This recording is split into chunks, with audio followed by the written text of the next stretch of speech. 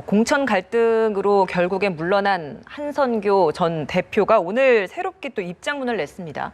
혼자만의 시간을 갖고 돌이켜 생각을 해보니 저의 경솔함에 부끄러움을 느끼게 됐다. 이번 공천 결과에 책임을 통감하고 있다라는 이야기를 했습니다. 사실 19일 날 사퇴를 하면서까지는 굉장히 가서로운 자들에 의해 막혀버리고 말았다라고 하면서 좀 강한 표현을 했거든요. 그리고 추가적으로 폭로도 하겠다. 이런 이야기까지 있었는데 사흘 만에 이렇게 입장이 바뀐 것 어떻게 저희가 좀 이해를 해야 되는 겁니까? 아니면 국회의원 4선, 5선 하시는 분이 그렇게 감정이 있으니 복잡했어야 되겠습니까? 지역구 공천 작업은 얼추 이렇게 마무리가 되어 가고 있고 이제 비례대표 그 후보자 명단을 위해 작성을 하기 위해서 각 당 모두 좀 분주한 것 같습니다. 근데 비례 위성 정당을 만들고 있지 않습니까? 더불어시민당 더불어민주당이 참여하는 민주연합 계열의 이제 정당들이 만들어낸 게 더불어시민당이 됐는데 오늘 소수정당 그리고 시민단체계에서 만들어내는 인물들에 대해서 명단을 확정을 하고 발표를 하겠다라는 이야기를 하고 있습니다. 하지만 사실 시간이 좀 다급한 측면이 있어서 선거 그 검증 인력 그리고 시스템 자체적으로도 민주당 측에서 많이 이걸 제공을 했기 때문에 결국에는 민주당 측의 압력이 좀 많이 들어가지 않겠느냐. 라는 이야기가 있더라고요. 네. 의원님께서는 어떻게 보고 계십니까? 사실은 이제 그런 딜레마가 있습니다. 사실은 그러니까 그냥 소수 정당인데 이 소수 정당이 어떻게 보면 오랫동안 지속되었던 소수 정당이 아니고 총선용으로 그냥 2, 3개월 전에 만들어진 소수 정당이고 아주 검증이 안 돼 있는 상태고 이제 그런 정당하고 연합을 하다 보니까 그러면 그분들이 과연 국민 눈높이에 맞느냐를 말하자면 민주당 자체 또 내부적으로 강하게 검토를 하면 실제로 해당자가 또 없어지는 부분이 있단 말이에요. 그러면 그분들은 또 같이 하자 해놓고 우리는 배제하고 결국 민주당이 다 가져가느냐 하는 반발이 있을 거기 때문에 그 선을 어떻게 지킬 것이냐. 그 선 속에서 그분들이 그나마도 본인들이 대표들이 아니고 국민 일반에 맞는 자기 전문성에 맞는 뭐 환경당이면 환경당, 평화인권당이면 평화인권당 앞에 뭐 가자라고 붙인 이유는 가나다 순에 어쨌든 되니까 그분들이 전략적으로 그렇게 붙였을 겁니다. 이제 그랬을 때 좀 정말 국민이 보더라도 지금은 심지어 민주당 당원들조차도 부끄러운 모습의 후보가 올라올 수 있고 그렇게 되면은 정당 투표 결과적으로는 뭐 연동형이든 아니든 간에 결과적으로는 민주당이 지정하는 정당 뭐 통합당이 지정하는 정당이 한 70%를 다 가져가 80%를 다 가져가 버리는 현 상태에서 후보가 누구가 된지 모르던 그런 상태가 된다면 상당히 지금 현재 선거를 치룰지는 모르지만 국회에 들어갔을 때 구성원 자체가 과연 어떻게 될 것인가 국회의 수준이 어떻게 될 것인가의 걱정이 되고 정말 비례대표를 많이 하는 이유는 21세기 우리 시대가 지역구 의원들이 할 일이 별로 없어요. SOC 투자를 할 것도 아니고 옛날에 우리가 길 닦겠다, 다리 놓겠다 이런 것이 공천이었는데 이제는 뭐 공약이었는데 그런 공약 할 게 없잖아요. 더 다리를 낳을 것도 없고 말하자면 길 닦을 데도 없다면 진짜 전문가, 진짜 질병 전문가, 우주 전문가, 안보 전문가로 차려져야 될 21대 국회가 어떻게 구성되는가 참 불보듯 뻔하게 정말 20대 국회보다 더 질 낮은 국회가 될 가능성도 있다. 그런 면에서 우려가 있다는 생각입니다. 24일에는 민주당 몫의 비례대표 후보자 명단을 확정을 하고 최고위를 열어서 이제 순번까지 정하고 거기에 대해서 최종 명단이 이제 전체적으로 다 확정이 될 겁니다. 근데 이제 민주당 측에서 처음에 이 당을 창당하면서 했던 이야기가 1번부터 4번까지는 소수 정당이 비례대표 우선순위를 가져가고 그 다음은 시민단체 몫으로 이제 가져가게 되고 10번 이후부터는 이제 민주당이 가져가겠다라고 이야기를 했는데 그러면 24일에 실제 이제 순서가 좀 작성이 될 때 이런 부분은 끝까지 좀 차질 없이 잘 진행이 될 수 있을 거라고 보십니까? 룰을 지킬 수밖에 없는 게 민주당 입장이라고 봅니다. 이 부분들이 이번 선거가 우리 뭐 김 의원님께서 지적을 잘 해주셨습니다만 이렇습니다. 이번만큼 사실상 국민들의 요구 그리고 국민들의 정서에 배반되는 그런 정치가 없을 것이다. 뭐 위장 이혼, 위장 정당, 그다음에 위장 합의, 위장 뭐 엄청나게 위장으로 이야기되는 그런 부분이 많은데 이 뭐냐 그러면 여권으로서의 책임이 사실상 있는 것이죠. 그럼에도 불구하고 지금 비례위성 정당을 만드는 것이거든요. 그런데 이제 가만히 살펴보면 그게 속내가 있는 것이죠. 뭐냐 그러면은 실질적으로 군소정당과 합의하면서 협약서 내용이 있습니다. 협약서 내용이 촛불 정치도 담아 들어가 있지만은 거기에 우리가 유의미하게 봐야 될 부분들이 탄핵에 같이 공동 대응한다 이런 부분이 있습니다. 이건 뭐냐 그러면은 일사불란함이 비례정당의 창당의 목표입니다. 민주당 입장으로서는. 그러니까 총선의 결과가 어떻다든지 간에 거세게 공격할 수 있는 야당의 방어 진지를 확실하게 구축하겠다. 그러니까 예. 내편 우선으로 원칙이 가야 되는 것이죠. 다양성 원칙을 한 비례 플랫폼이 아니고 내편 우선으로 갈 수밖에 없다라는 것이고 남은 기간 동안 무사히 어떤 그 문재인 정권의 성공을 위해서라 그러면은 여기에 일사대오를 구성할 수 있는 그런 걸로 가야 되겠다. 그 원칙으로 본다 그러면은 이 약속을 흐트릴 수가 없는 것이죠. 그래서 예. 약속을 지킬 수밖에 없는 것인데 다른 어떤 정치개혁이라든가 이런 정치개혁 연합이라든가 열린민주당 이런 사람들과의 어떤 플랫폼 구성 자체는 거기에 상당한 부담을 작용할 수밖에 없기 때문에 결국 가자환경당이라든가 군소 이런 정당과 연합을 할 수밖에 없는 그런 입장이 되는 거죠. 예. 그 투표용지의 순서에서도 윗자리를 차지하려고 지금 의원들도 더불어민주당에서 좀 많이 좀 보내려고 하고 있는데 네. 못해도 3번째까지는 올라가도록 하겠다라는 게 지금 더불어시민당의 목표인 것 같습니다. 그러려면 사실 7석은 최소 가지고 가야 되는 상황이거든요. 네, 근데 지금 당 내에서 그쪽으로 좀 많이 이적을 하려고 하는 분위기인지 네.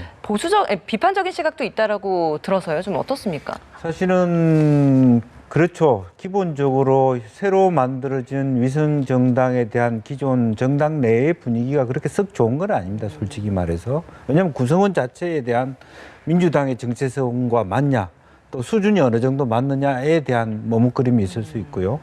또 혹은 가고자 하는 분들이 경선에 탈락했거나 그것보다 기분이 좋겠습니까? 이제 그런 측면이 있기 때문에 어려움이 있지만 뭐 어렵사리 스스로 불출마한 분들도 있고, 예. 그런 이제 비례대표 중에서 재윤경 의원도 그렇고, 뭐 최은열 의원도 그렇고, 뭐 그런 분들이 있죠. 이제 그렇게 합치면 한 7명 정도는 어렵사리 만들어낼 수 있지 않겠느냐. 다만 그걸 인위적으로 하는 데 있어서는 쉽지는 않겠지만, 예. 또 뭐 굳이 3번이 되지 않는다 하더라도 결국 어차피 5번 안에 들어가 있는다 그러면 최종적으로는 어느 당이 우리 쪽이 미는 정당이다라는 것만 알 수 있으면 5번 안에만 들어가면 되기 때문에 5명, 6명도 나는 충분히 소지의 성과는 이룰 수 있겠다 그런 생각이 간단하게 듭니다. 첨언하자면 이렇습니다. 두 가지인데요. 한 가지는 뭐 제가 말씀을 드렸습니다만 이번 선거는 철저한 팬덤싸움이 될 것이다. 진영간 대결이 될 것이다. 이렇기 때문에 민주당 위성정당, 한국당 위성정당 이것이 어느 정당이냐, 정당 이름이 뭐냐 이런 부분들은 그 당의 충성도가 높은 사람들이 몰릴 리 없다. 그래서 여기에 사표는 없을 것이다. 이런 어떤 자신감 배경이 있는 것이고요. 그다음 야당보다 여당이 유리한 것은 이렇습니다. 우리 김 의원님께서 잘 아시리라 생각이 드는데 결국 여기에 대해서 불출마 선언을 했던 의원들이 여기에 많이 갈 수 있을 것이라고 저는 봅니다. 어느 정도. 예. 왜냐하면 앞 기후를 차지하기 위해서. 그건 왜냐 그러면은 여권이 가지고 있는 프리미엄이 있습니다. 뭐냐 그러면은 뭐 예를 들어서 쉽게 이야기하자면 공관장으로도 갈 수도 있는 것이고 여기 어떤 노력을 하게 여기 또 희생을 해 주신다면은 다른 자리를 보존해 줄 수 있는 것이고 소위 말해서 여권이 가질 수 있는 그런 플랫폼이 굉장히 많습니다. 그렇기 때문에 여기에 야당이 희생하는 것과 여당 의원이 희생하는 것은 본질적으로 차이가 있는 것입니다. 알겠습니다. 정봉주 전 의원과 손혜원 의원이 창당시킨 비례용 정당 열린민주당 이야기도 좀 해보겠습니다. 오늘 그 비례대표 후보로 출마한 의원들이 기자회견을 했거든요. 근데 아무래도 거기에서 가장 눈에 띄었던 인물 중에 하나가 김의겸 전 청와대 대변인이었습니다. 네. 출마의 변 좀 어떻게 들으셨습니까? 글쎄 뭐 언론 개혁을 강조하고 이제 그렇게 얘기했다는데 뭐 내용이야 또 그 사람이야 나쁜 사람이겠습니까? 그러나 결과적으로는 어쨌든 본인 거치에 있어서 또 뭐 부인이 연관돼 있습니다만 어쨌든 부동산 투기 뭐 본인은 스스로 그걸 이제 다 기부한다고는 했습니다만은 어쨌든 공식적으로 현재 민주당 안에서 부적격하다고 하는 예. 분들 뭐 정봉주 전 의원 포함해서 컷오프된 예, 인물들. 예, 그런 분들이 말하자면 이렇게 비례정당으로 가신다고 보면 사실은 무소속 출마나 말하자면 다른 정당 행을 택하는 거하고 다름 아니거든요. 기본적으로야 뭐 간접적으로 비례대표를 만들어서 당에 뭐 말하자면 이익을 주겠다는 좋은 예. 뜻이지 하지만 기본적으로 당은 당의 선택에 말하자면 저항하는 모습을 보여주고 있기 때문에 지금 저 정당과 손을 잡을 수 없는 그런 입장이 아닌가 그렇게 보여집니다. 예, 알겠습니다. 보수 진영 상황을 또 좀 살펴볼게요. 이 질문은 제가 이 교수님께 먼저 드려보겠습니다. 공천 갈등으로 결국에 물러난 한선교 전 대표가 오늘 새롭게 또 입장문을 냈습니다. 혼자만의 시간을 갖고 돌이켜 생각을 해보니 저의 경솔함에 부끄러움을 느끼게 됐다. 이번 공천 결과에 책임을 통감하고 있다라는 이야기를 했습니다. 사실 19일 날 사퇴를 하면서까지는 굉장히 가서로운 자들에 의해 막혀버리고 말았다라고 하면서 좀 강한 표현을 했거든요. 그리고 뭐 추가적으로 폭로도 하겠다 이런 이야기까지 있었는데 사흘 만에 이렇게 입장이 바뀐 것 어떻게 저희가 좀 이해를 해야 되는 겁니까? 아니면 국회의원 4선, 5선 하시는 분이 그렇게 감정이 있으니 복잡했어야 되겠습니까? 그래서 정치인의 말은 천금같이 아껴줘야 되는 부분입니다. 뭐 순간에 즉흥적인 기분으로 해서 마이크를 잡았다 하면 그에 대한 책임을 져야 되는 부분이 있거든요. 그리고 말이라는 것은 주워 담을 수가 없습니다. 없는데 일단 한선교 전 대표가 그런 말을 했다는 것은 가만히 생각해 보니까 이거 아니다 싶은 거예요. 자칫하게 되면은 본인이 정치를 어떻게 할지는 모르겠으나 이 말이 전체적인 총선 실패로 기결이 된다 그러면 본인이 책임을 면할 수밖에 없는, 면치 못하는 그런 어떤 아주 엄청난 중압감이 있습니다. 예. 그래서 당내에서 여러 가지로 또는 어떤 본인의 주변으로부터 많은 이야기를 들었을 겁니다. 당신이 이렇게 이야기한다 그러면 결국 이 자체가 2016년에 대자비를 일으키게 되는 것이고 여기에 내부 갈등을 미치게 되면 총선에 전체적인 영향이 된다. 여기서 빨리 당신이 수습할 수 있는 수습책을 이야기해라. 이렇게 했을 가능성이 굉장히 농후하다고 봐야 되겠죠. 예. 그래서 마이크를 잡고 이 부분에 있어서 내가 경솔했다. 그러니까 전체적인 당의 전체적인 갈등을 비치는 이 부분만큼은 아니다. 여기서 본인이 진화를 하려는 것이죠. 그러나 이미 말은 내뱉어졌는 것이고요. 화살은 시위를 뜨라는 것입니다. 그런 측면에서 한승교 대표뿐만 아니라 국회의원들은 사실상 그 말에 대한 책임을 져야 됩니다. 그 말을 하기 전에 한 번 더 두세 번 정도는 생각하고 이야기해야 되는 것이죠. 예. 거기에서 또 했던 이야기 중에 하나가 간절히 부탁드리건대 수정된 명단에 오른 후보들에 대해서 애정어린 마음으로 검토를 해달라 이런 이야기를 했습니다. 24일 날 이제 새롭게 취임된 원유철 대표가 명단을 발표를 하지 않겠습니까? 어느 정도 폭으로 그럼 명단이 교체가 좀 될 거라고 보세요? 이 명단에 대한 부분들이 황교안 대표가 앞으로 갈 방향에 대해서 상당한 잣대가 될 것입니다. 상당한 물갈이 폭이 먼저 된다고 가정을 했을 때 물갈이 폭에 대한 부분들은 실질적으로 황교안 대표가 전체적인 당 조직을 장악하고 있다. 그리고 여기에 대해서 확실한 지도력을 보일 수 있다는 점에서는 긍정적으로 볼 수가 있겠죠. 그러나 물갈이 된 그런 명단 자체가 횡여 한두 사람이라도 잡음이 날 소지가 있다라고 한다면은 당이 심각한 내용에 빠질 가능성이 있습니다. 예. 그렇게 되면 황교안 대표의 지도력이 또 한 번 도망에 오르겠죠. 그건 총선이 어떤 결과가 났든지 간에 황교안 대표가 앞으로 대권 가는 길에 심대한 영향을 줄 수밖에 없다. 이렇게 봅니다. 지금 현재로서 나오는 비례대표 명단의 물갈이 폭이 어느 정도냐라는 것은 언론에 나오는 톤만 보더라도 상당한 폭이 될 수밖에 없다라는 것입니다. 그렇지 않고서는 황교안 대표가 그 지도력에 대한 결단, 이 부분에 대한 상징성 이것이 도드라질 수가 없거든요. 예를 들어서 두세 명 정도 교체한다 그러면은 그렇게 당내 불안을 일으킬 필요가 뭐가 있겠느냐라고 반문할 수밖에 없습니다. 그렇기 때문에 쓸데없이 황교안 대표가 여기에 대해서 크게 강하게 이야기할 필요가 없다는 것이죠. 그런 측면에서 고려해 본다 그러면은 황교안 대표가 이건 묵과할 수 없다라고 이야기했지 않습니까? 예. 그래서 본다 그러면 상당 폭이 될 수밖에 없는 그런 입장이 되는 거죠. 예. 의원님께서는 좀 어느 정도 폭으로 이게 교체될 거라고 예상하세요?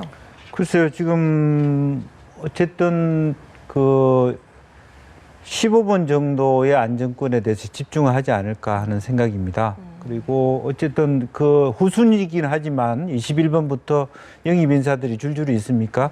그러니까 그 부분에 일정 정도 대설명 정도가 앞부분으로 더 들어오면서 미래통합당의 영입 인재를 예, 거죠. 기준으로 해서 어쨌든 순수에는 있었지만 뒷순위에 갔던 분들을 전면 배치하는 예. 그리고 문제는 이제 앞순위에 계셨던 미래통합당의 인재가 아니라 어떤 순수하게 미래한국당의 인재들이 반발을 하느냐 이 문제가 또 하나 넘어야 될 산이 아닌가 그렇게 생각이 듭니다. 예.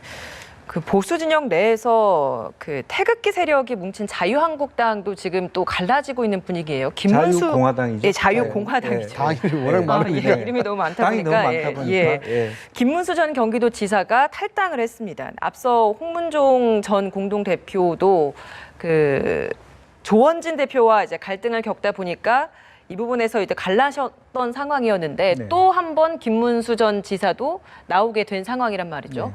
태극기 세력도 분열되고 있다 이렇게 저희가 봐야 되는 겁니까? 실질적으로 보면 이제 가장 큰 단초가 아무래도 박근혜 전 대통령의 서신을 유영하 변호사를 통해서 또 유영하 변호사가 물론 공천을 받을지 안 받을지 내일 모레 있는 비례대표 명단에 15위 안에 들어갈 수 있을지는 다시 예. 제보가 될지 안 될지는 두고 봐야 되겠습니다만 그것으로 인해서 최소한 조원진 대표가 갖고 있는 권위라고 하는 것이 상당히 많이 실추된 게 사실입니다.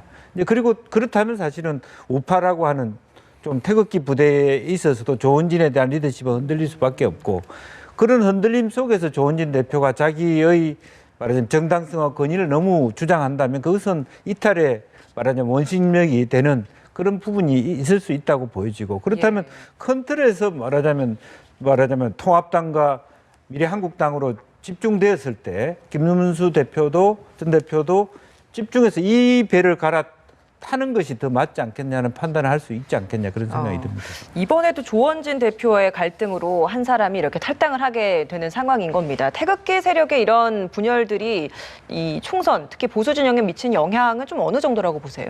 뭐 그렇게 크지 않다고 봅니다. 우선 뭐 김문수 전 지사가 왜 그렇게 했느냐라고 보는데 김문수 전 지사가 이렇게 한 것은 이보 전진을 위한 일부 후퇴라고 봐야 되겠죠. 왜냐 그러면은 지적하시다시피 유영하 변호사의 전 박근혜 대통령의 메시지를 전달하는 상황에서 보수 통합에 대한 길을 가지 않고 독자적인 행보한다. 이런 부분인데 그것이 조원진 대표의 입장 아니겠습니까? 전체적인 선거구에 모든 후보를 내야 되는 것이고 네. 또 여기에 비례대표 후보도 본인만 아니고 여러 가지 통합당에서 불출마했던 사람들 또 경선 탈락했던 사람들 받겠다 이런 것이죠. 이런 것들을 보면은 보수 통합에 박근혜 전 대통령 메시지하고는 배치되는 행동이다 말이죠. 그러나 김문수 전 지사는 여기에서 탈당함으로써 전체적인 전통성이 있는 박근혜 전 대통령에 대한 메시지와 개를 같이 하는 겁니다. 예. 그건 일종의 지금 당장 내가 배지를 받지 않더라도 국회에 되지 않더라도 전체적인 보수 통합에 나는 여기에 대해서 일조를 하고 있다. 이런 부분에 대한 이미지가 생성될 수가 있겠죠. 예. 그래서 김문수 전 지사의 저러한 선택은 이보 전진을 위한 일부 후퇴다 이렇게 볼 수 있는 것이고 전체적인 자유공화당이 보수 진영 판세에 영향을 끼칠 것이냐 이 부분은 우리 김 의원께서 지적하시다시피 이미 박근혜 전 대통령의 메시지가 상당한 영향력을 준 것이 사실입니다. 그건 뭐냐 그러면은 소위 아스팔트 박근혜 전 대통령에 대한 그 지지 세력들 이런 분들에 대한 계속적인 그 동력 이 부분이 굉장히 떨어졌습니다. 떨어졌기 때문에 전체적인 통합에 전통적인 지지 세력들이 여기에 궤를 같이 하고 있기 때문에 이번 총선에서 이분들이 독자적인 세력으로 표를 확보할 수 있는 가능성은 상당히 미약하다 이렇게 볼 수 있습니다. 예, 짧게 이 질문 좀 의원님께 좀 드려보고 마무리 짓도록 하겠습니다.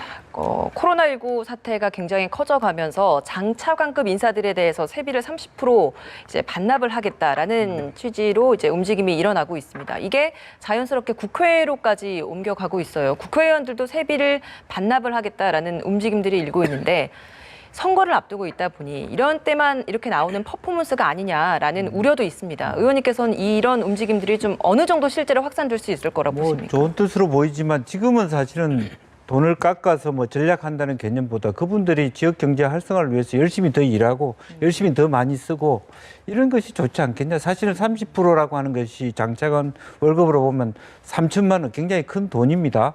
한 달에 300만 원씩 적게 받는데 예. 그것이 말하면 중요한 일을 하시는 분의 생활에 어려움을 주기보다는 제대로 일을 하고 제대로 받고 그 대신에 그만큼 한 달에 300만 원 지역 경제 어려운 분들을 위해서 열심히 소비하는 것이 더 나을지도 모른다는 생각이 듭니다. 예, 알겠습니다.